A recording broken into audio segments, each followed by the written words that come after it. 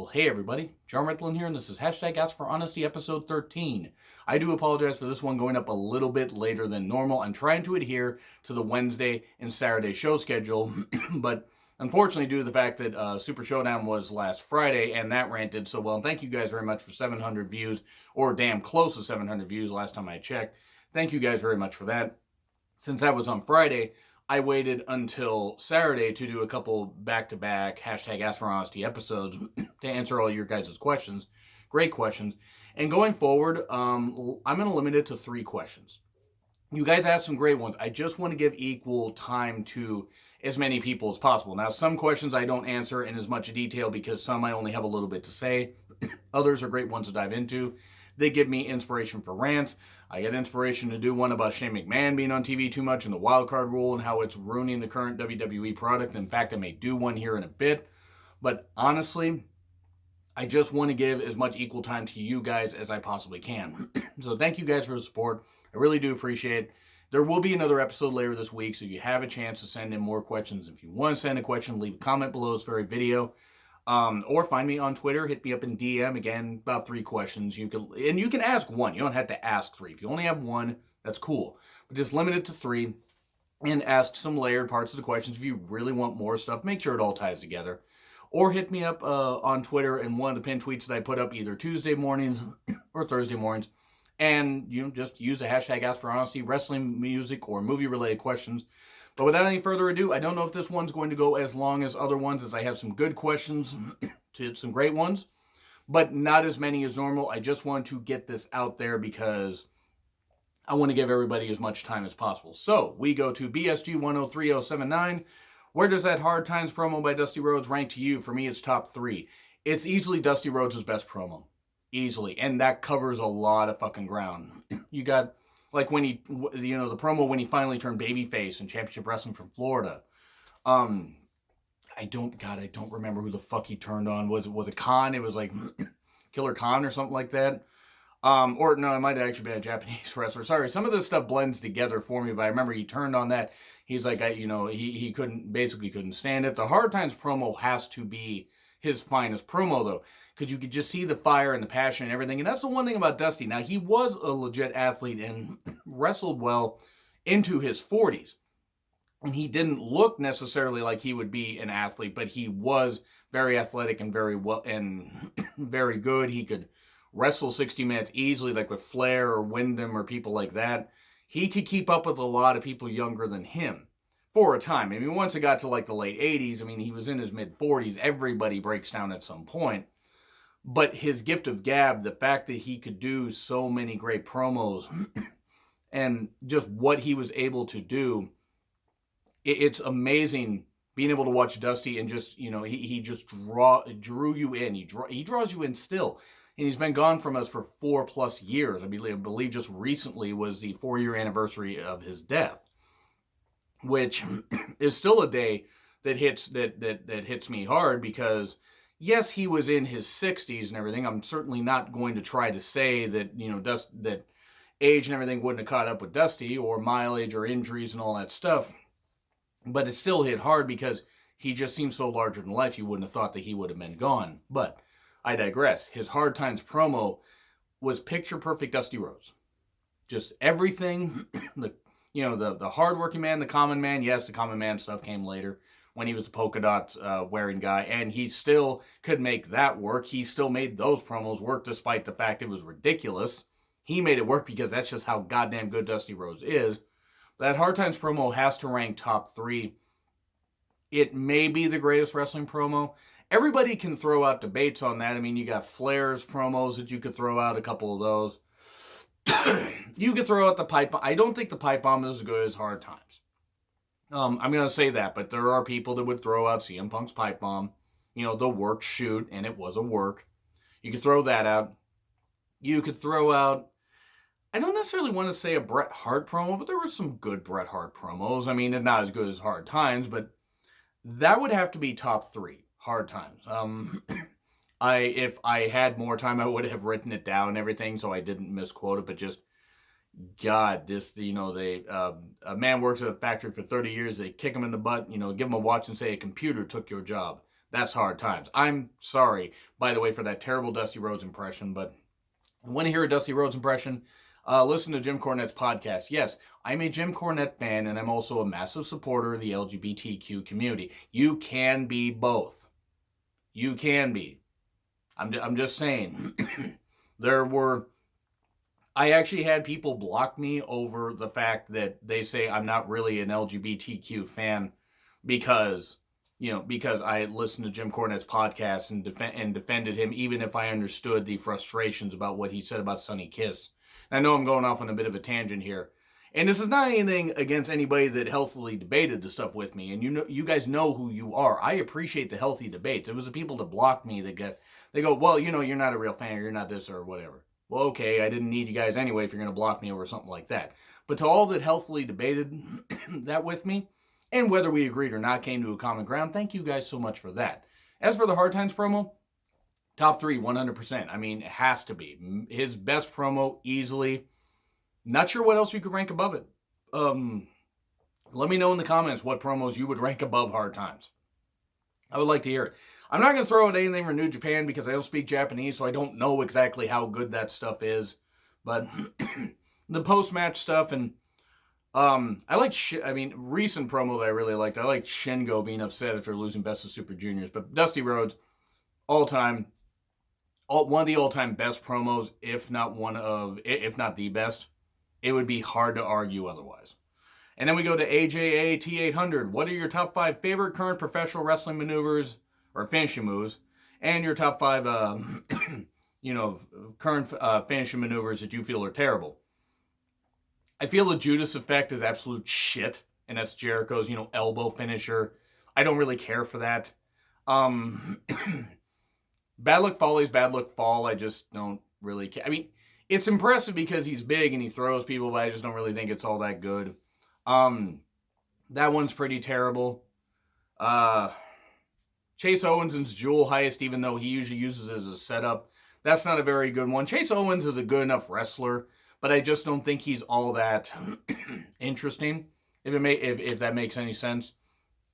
And I'm not going to just include WWE, because I'm going to include other ones too, but as far as WWE, I don't know. Let's see. Now, I like the Black Mass. I mean, I can't really think of too many finishing maneuvers where I'm just like, oh, that's shit.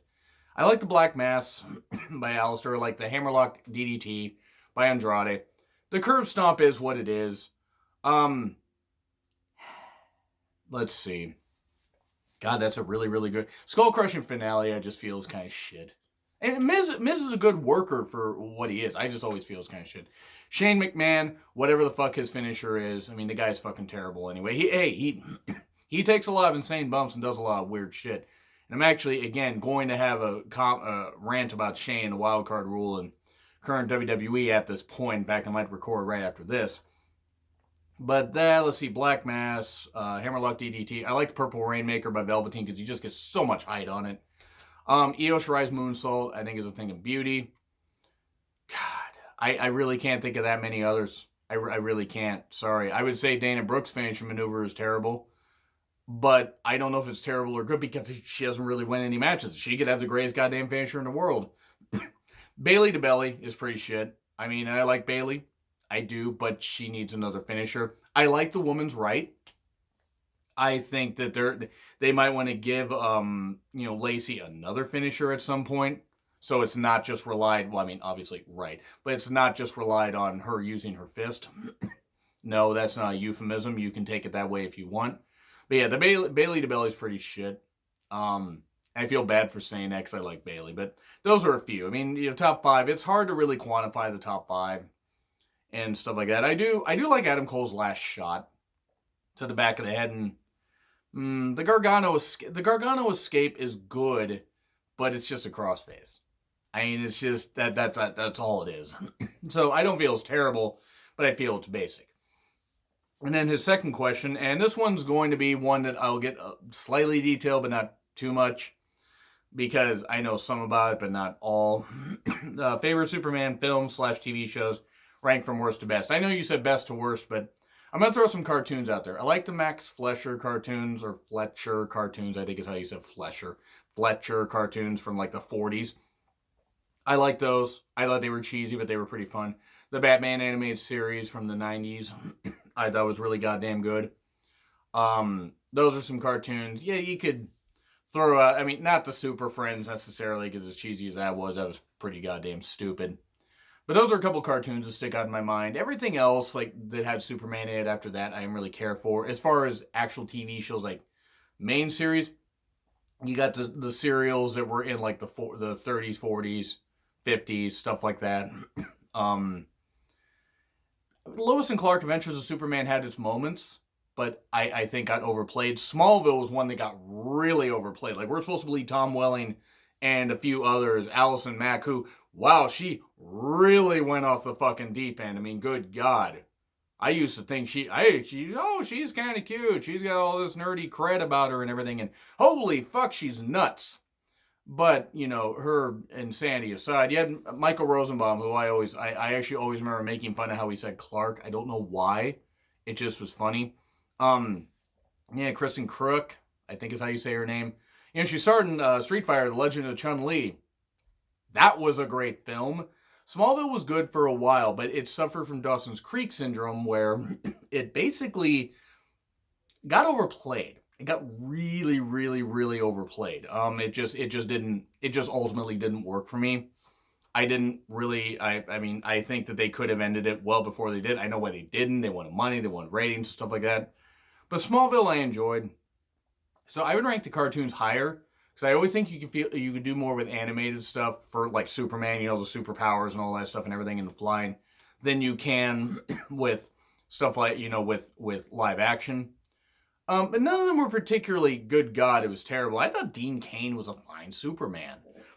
As far as the films, I didn't care for Batman versus Superman. I just didn't. I didn't think it was bad. I just didn't think it was good.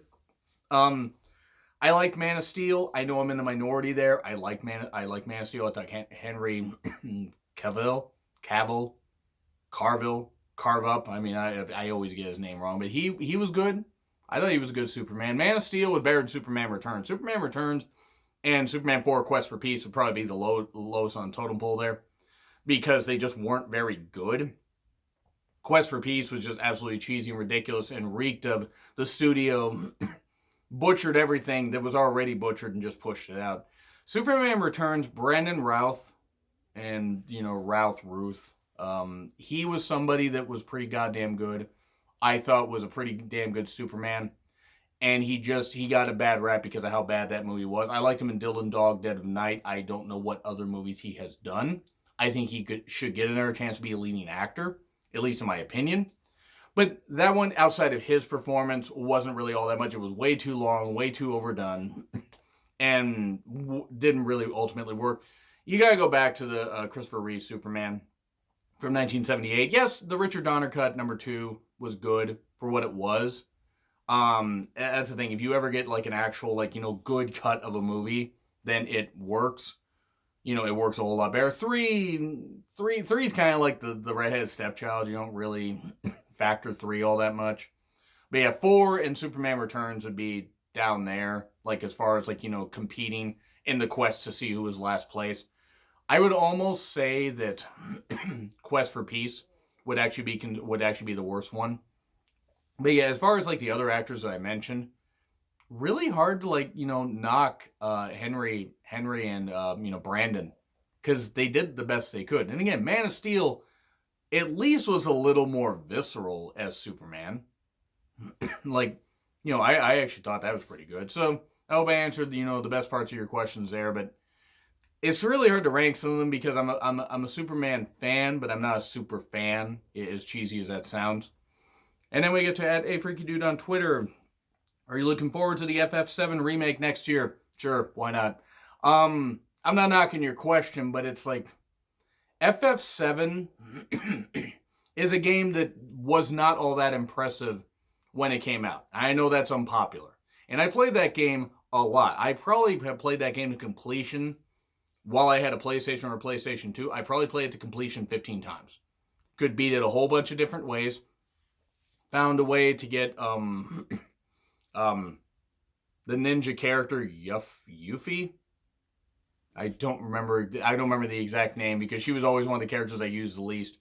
But I always like the story. I always like building up my characters and everything, just being around the tunnels before the first big part where I just build up my characters and then could get more materia and stuff like that. I'm getting into a whole bunch of nerd stuff about the game. I enjoyed the game, but I knew a remake was going to happen, and it's probably just as well because of the art style, the way the characters looked all blocky on the map, but didn't in the cinematics or the fights.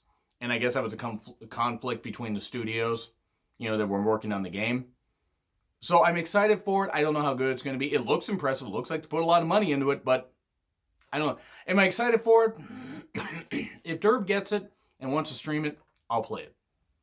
Otherwise, I'm not going to get another system just to play it. Sorry, not going to. Question number 2. What's your favorite Bret Hart match of all time? Bret versus Austin. Bret versus Austin, Mania 13. Or Bret versus Owen, Mania 10 or SummerSlam 94. I would also throw out the 1 against the 1-2-3 Kid as far as my favorite Raw match that he's ever done. Bret versus 1-2-3 Kid from the July 11th, 1994 edition of Raw. Which I will actually be doing a review of that.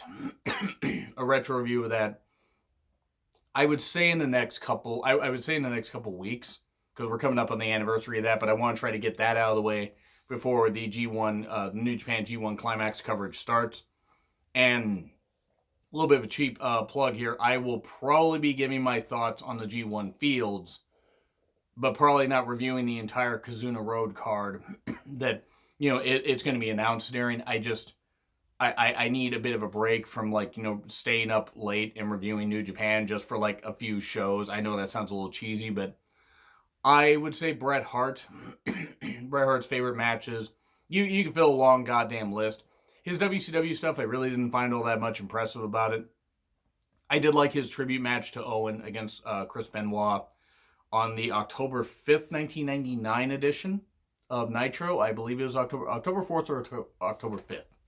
So that one was really, really good. But I would say the match with Austin, the 2 matches with Owen, or the match with 1-2-3 Kid on Raw, or the match with Bulldog. Really, you can't go wrong with any Bret Hart matches. You really can't.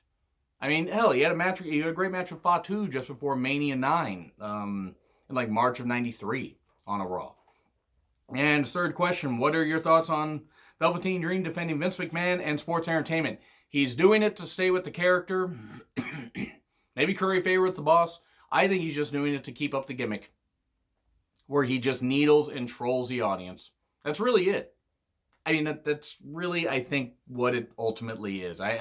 Unless there's something more sinister to it, I just think it's just him sticking with his gimmick. I don't know what else there really could be to it. That's just my take. I'm sticking to it. So hopefully I answered the question there. I just don't really have much. I didn't really give it much thought because I don't think there's all that much to it. I just don't really think there is. Reviewer John 809. How would you fix a WWE product and would you get rid of the wild card rule? Yeah, that's a pretty big question right there. It's kind of going to tie into the whole rant I'll be doing at some point. How would I fix the WWE product? I mean, if I was in charge, I'd get rid of, stop scripting people as much. I'd give them bullet points. I'd say, look, we're going to get this feud over. I would get rid of the wild card rule right there. So I'd get rid of that first. Now you got your own rosters. I would assimilate 205 Live into NXT. I would make NXT 90 minutes. Because already you could cut out some of the recaps, some of the whatever. Even for the shows that take place right after takeovers, you could get you could have 205 Live people on there for the shows where, hey, we tape this stuff in Full Sail, or even invite the 205 Live guys to put on a match or two before the takeover events. And assimilate all that into a 90-minute show. And I know it sounds like I'm dumping on 205 Live. I'm not, but nobody's fucking watching it. Or at least not enough people are watching it. And the crowds that are after SmackDown, are staying after SmackDown, are disinterested.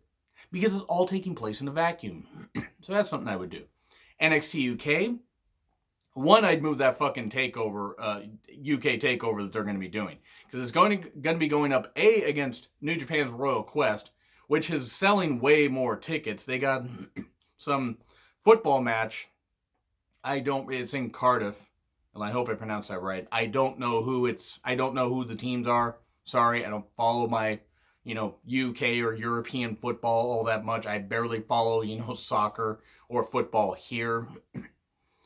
But one, I'd move the UK Takeover because they're going to get absolutely destroyed by the New Japan Royal Quest. Because I will watch that over NXT UK Takeover.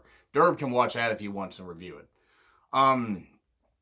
I would also cut some people. I would get rid of the 24/7 title. Sorry, I'd get rid of it. Ultimately, I would 100% get rid of it. I think it's junk. I would cut down the recaps. I would start with a match. Or, hey, they have somebody coming down to the ring and everything, and you got the announcers, and they're hyping up this thing. We're kicking off this match, this. And you get people right into the goddamn thing. You want to have a talking segment to open up hour 2? Fine. But then you at least have a match to kick off, and then you have another match. Have the women have one women's match per hour. 3 women's matches.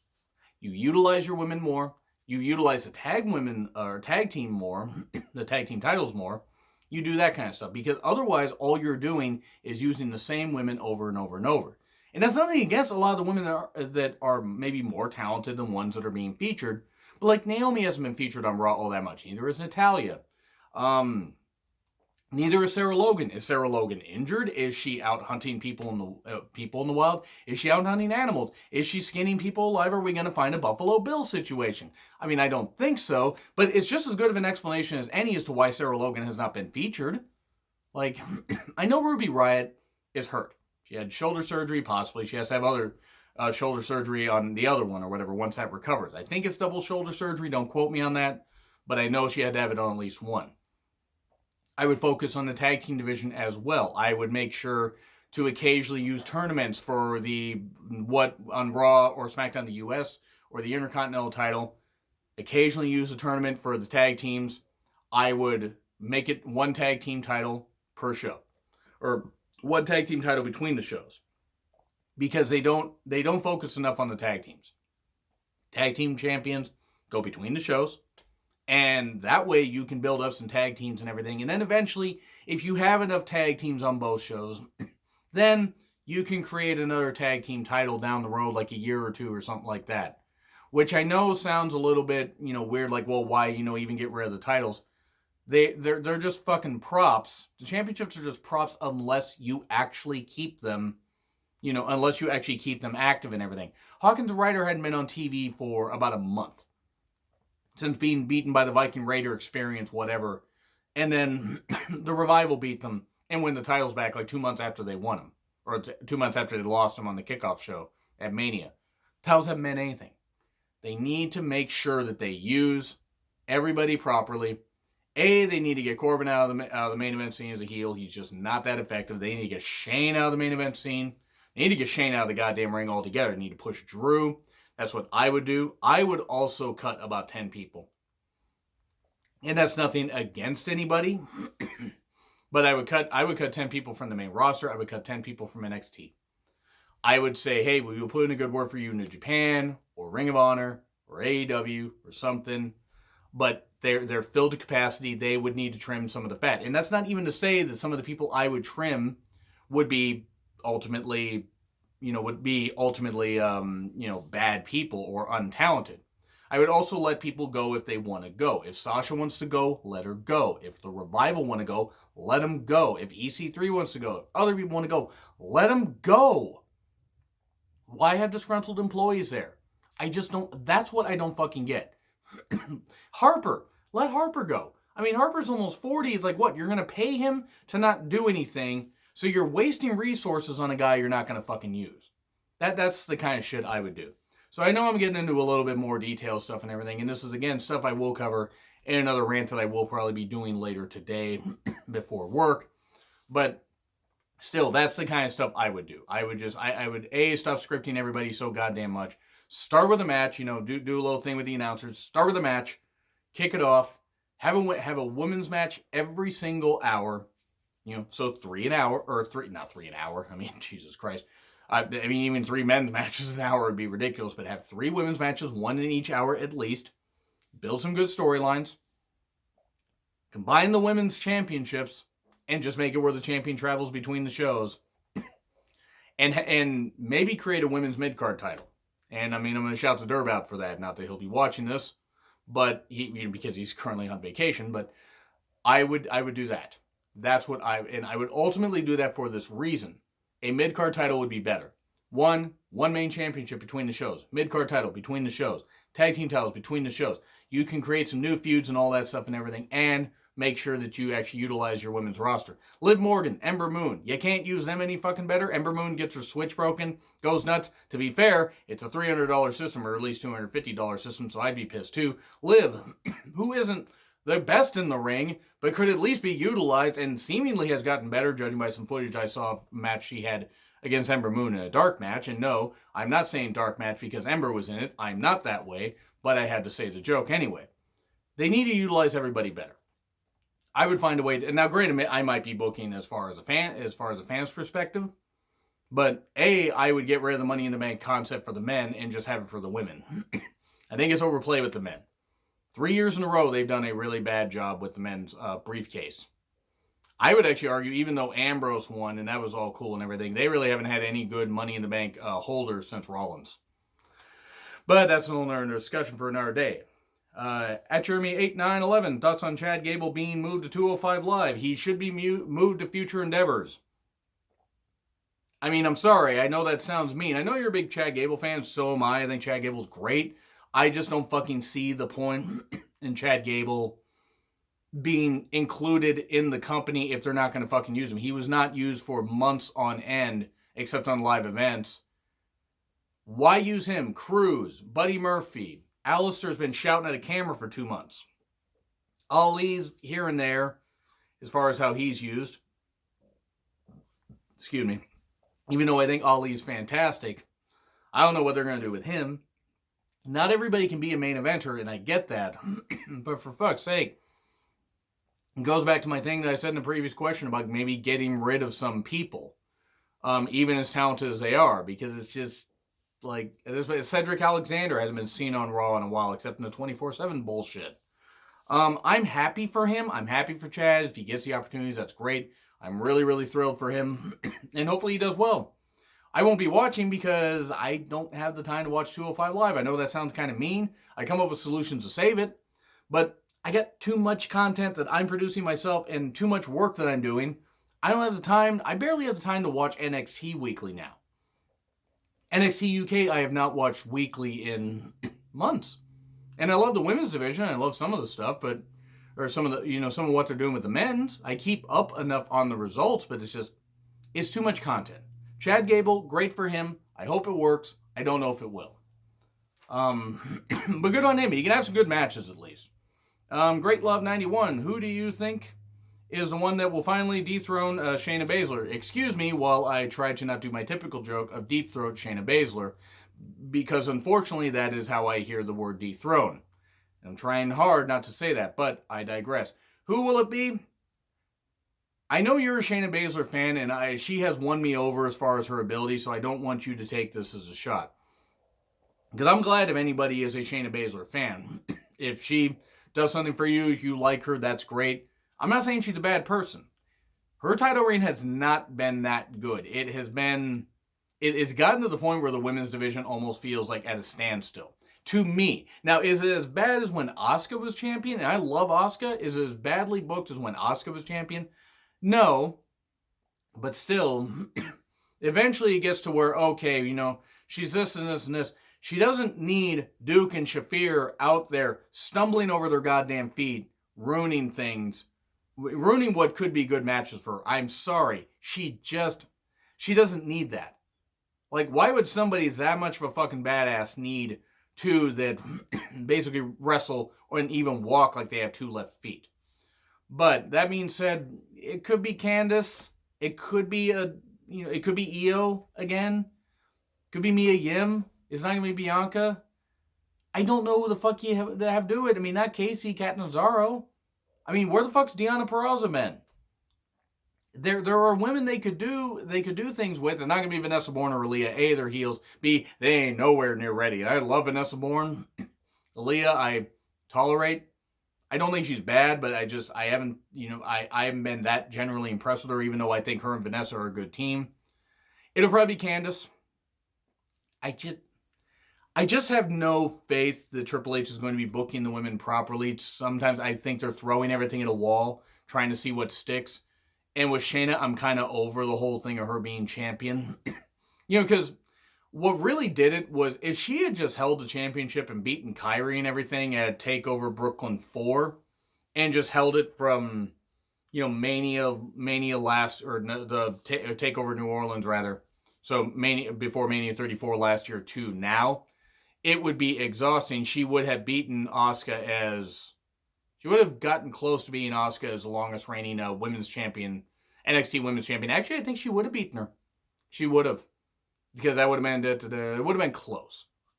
The whole point is, a lot of women could benefit from beating Shayna, but they've beaten so many to powder right now that yes, some of these women are still having great matches, good to great matches on TV, but the women's division almost feels like a standstill. Is it a little bit better than when Asuka was champion? Sure. But they need to get Shayna out of the way, and soon, get her up to the main roster. She's done everything she can in NXT, but I don't know if the next person that beats her is going to necessarily be the answer as champion. They're going to need to rebuild that with 6-month reigns, 4 to 6 month reigns, and just go from there. So Candice, Mia, or Io. But at this point, Io, I don't even think is going to get it. So it's probably going to be Candice or Mia. So watch it be Vanessa Borne. I love Vanessa Borne, but watch it just be somebody out of nowhere. Her second question, if you could put anyone from the main roster back on NXT, who would it be? I answered a question similar to this last week, I want to say. So, I'm not knocking you. I know you didn't ask. But they recently put Tyler Breeze back in NXT. Same with Killian Dane. Put the B team there. But the Ascension, maybe. I would almost just take Chad Gable and put him in NXT. Chad Gable. I would take Cedric and Buddy Murphy. I'd put them there. Really, what else are you going to fucking do with them? Evidently, they don't have a fucking clue what to do with them anyway. I would almost put Cesaro there. Because I know the Cesaro's sort of getting an push on Raw. I would put him in NXT. I think he could have some killer matches and he could put over people the right way. So that's what I would do. As far as women, Alicia Fox, Natty, not Liv Morgan, Sarah Logan. I would put Sarah Logan there. Sarah Logan, could be a beat. Put Sarah Logan back in and have her beat Shayna. Why not? Other than that, I can't really think of too many because you can only reshuffle so many. Luke Harper would be one I'd put there if you're not going to use him on the main roster. Put him in NXT. Other than that, I can't really think of too many because there are only so many you can reshuffle around. EC3 you could, but he wasn't really doing all that much in NXT anyway. So I don't really know. I don't really know who else you could put in there. I would say definitely put a few women there to kind of bolster their division if they're not going to be used at all on the main roster. And her third question, one match you'd like to see that you know will probably never happen. I was always wanting to see I was wanting to see CM Punk versus Seth Rollins. I know that won't happen. I would have loved to have seen Jericho versus Seth Rollins because I think that would have been pretty cool. One match I would love to see Okada versus AJ now. Rainmaker and, AJ Styles. That's why I got the AJ Styles shirt back here. I almost put it up, next to the LGBTQ shirt, the Pride shirt, because as we know, AJ Styles loves the gay community. I would Styles versus Omega in either a WWE or AEW ring, or Balor versus Omega. And I'm sure those matches happen in New Japan. I'm not trying to say they didn't, but that would be my choice. Kota Ibushi versus I know Kota Ibushi versus AJ Styles did happen. I'd like to see it again, but Kota versus Seth Rollins. Let's go with that. Because let's see who hates their knee or who hates their neck more. Other than that, Zack Sabre Jr. versus Jack Gallagher is something I'd like to see. Or, Zack Sabre Jr. versus Drew McIntyre. That would be some good shit. So that would be stuff that I would go in. That would be stuff I would like to see. And then 3 questions. These are all from YouTube. Classic Nerdy Nostalgia from YouTube. What do you think AEW needs to do to be a success? They need to basically just make sure they don't copy WWE. they, have their own talent pool. They can use some former WWE talents. It's hard not to. But make sure that they come up with original stuff, matches. Don't do too many titles, a world title, a women's, and a tag team championship. And eventually, if their roster grows and they want to do a mid-card title, that's totally fine. Make it like NXT, where maybe they have 4 titles at the most. I don't say keep the production low is a bad way, but make sure they keep the TV low. Like, as far as, if they can't draw huge crowds, they can only do 2,000, 3,000 people in, little theaters or something like that, or little venues. Start small and grow from there. Grow your fan base, and just make sure that you don't do stupid shit that's going to turn people off from there. Don't put the Elite over and everything. Obviously, don't bury them. Don't be in the powder, but don't put the Elite over and everything. If they do that and build the roster right, that's really the main thing. If they build the roster, have everybody sign, and make sure that they have enough good signings and bolster their women's division and their tag division, they're going to be a success. So I know that's a little bit cliche and everything, but that's really all they need to do. Not do stupid shit and go from there. And I mean, I'm sorry if I didn't answer it all that quick, or if I answered it quick, but it's the best I could do. Critical Sting from YouTube. What NXT gimmicks did you hear or did you know would flop before they hit the main roster? Ascension, Bo Dallas, Tyler Breeze, I knew would flop. And I had a feeling they would bury Rusev at some point. But the first 3 I mentioned would be the ones I felt would flop the most. I honestly was not too surprised. I actually thought Elias would flop in the main roster, and I'm actually very happy to be proven wrong. Because Elias is goddamn good and deserves a whole lot better than to be Shane's lackey. I'm not saying he's fantastic in the ring, but he is capable of being great in the ring, and he's now Shane's lackey. But those 3 that I mentioned before in the beginning of the question would be the ones that would leap out in my mind. And I also feared they wouldn't know what to do with Ember Moon, and it turns out I was right. And final question, Real and Live. What do you think of Major League Wrestling? What little bit I've seen has been impressive, but I haven't had enough of a chance to keep up on it. I like enough of the talent there. Maybe if I can get some time, I can watch more, but I'll be watching on delay. No, I will not be reviewing Major League Wrestling. I review New Japan, WWE, enough stuff as it is. So I'm sorry if I answered some of those questions awfully quickly, but thank you guys for sending questions.